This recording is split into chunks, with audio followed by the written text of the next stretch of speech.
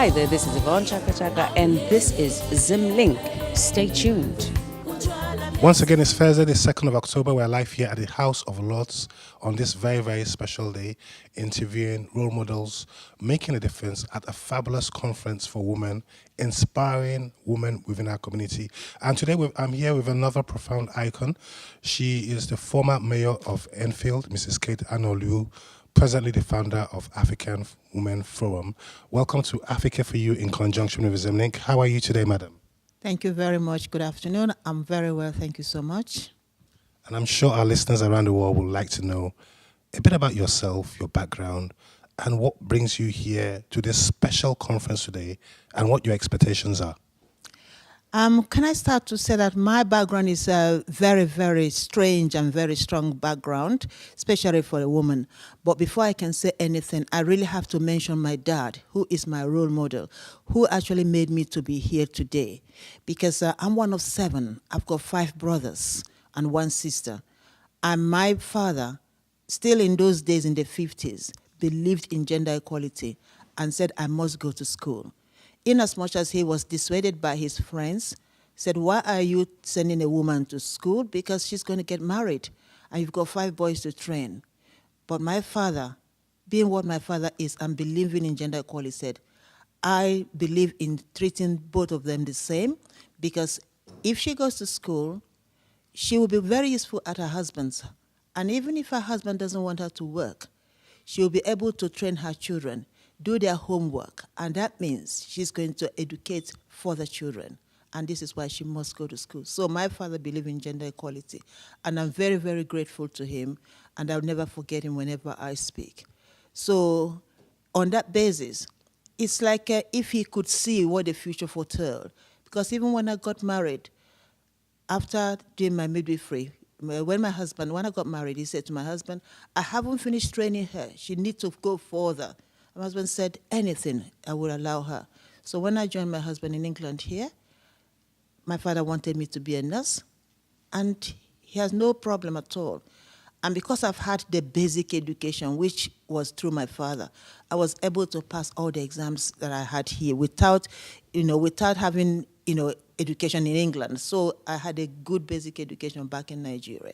Fantastic. Now, today you're the founder of the African Forum for Women, and I'm sure our listeners around the world, especially our inspirational women in the Black community, want to know more about this initiative. The initiative, Forum for African Women in Politics, is extremely dear to me. Reason is because I don't think I was meant to be a politician, but something made me to be one. As a midwife, this is my profession. I've delivered many, many babies. I've had over 35 years in midwifery delivering babies, and I've delivered hundreds of babies. And within this time, every time women are asking me questions about health, about housing, their environment, social welfare, and every time I notice that whenever I'm going to find a question or the answer for them, I usually go to the local authority. And the people I'm speaking to are just a simple person as I am. So I asked myself, have these people got 2 heads? And I thought, no. If they can do it, I can do it. So I started making inquiry. And I soon realized that if you want to be in politics, you have to belong to a party. And for me to do that, I had to look at all the parties in England and say, which is the one that has the value that is very dear to me? Hence, I decided that the Labour Party has the value very dear to me. They give equal opportunity to both gender, and they believe in looking after the ethnic minority. So I became quite active, and I was still working full-time, and I've got 4 children, and I was very unlucky. Probably is the time, when we are in this world, we've got time, we've got things to do. So maybe my husband has really done what he's supposed to do in this world. So I was widowed when my youngest one was only 18 months old. So I've got 4 of them to look after. But I still maintain my full-time education and my full-time midwifery practice. And when my younger one was 8 years old, I decided this is what I want to do for myself. And I went into law, and I studied law part-time for good 5 years, still maintaining full-time education, still looking after the 4 children. And when I achieved that and got my degree, That's when I said, now I'm ready for that politics. So with all the background I had, in my midwifery practice in the community, I knew exactly why I was going in there. Fantastic. Now, today is a very, very important day. It's an inspirational day for women, the Conference of African Women in the Diaspora, with Yvonne Chaka Chaka, a profound music artist all the way from South Africa. Very briefly, what does a day mean like this to you, an African woman in the diaspora? A day like this is very special to me.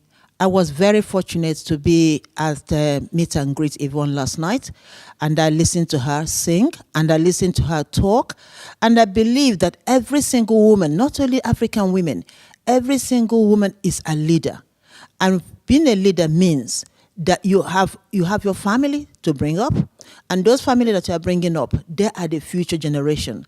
And if it says that you can do it, a woman can do it, a man can do it, I believe that a woman can do it equally twice. Because looking at the whole world, I can say that when you educate one woman, you're educating the whole world. That means today is a very special day for people to listen and realize that a woman can achieve, a woman can rule, a woman can do anything that a man can do. But it takes two to tango. Both of the men have to realize that women have got the mentality, the equality, and the know-how of being able to help and to make sure that we get a better economy and raise up important future citizens. These are the children that we have in this world. Keep me posted of all the great work you're doing in the community. It's so nice to meet you finally in person. Take care of yourself. God bless, and I'm sure you're going to enjoy the conference. Thank you very much, Tony. I think the conference is going to be extremely, very, not only just educating, but it's also going to show people, women, other women, that they can aspire, they can do it. Because sometimes people always say, I can't do it. There is never a word like, I can't. You can do it. And my word always says that even when Obama said he can do it, I've already said years ago that I believe that I can do it. And if I can do it, you can all do it.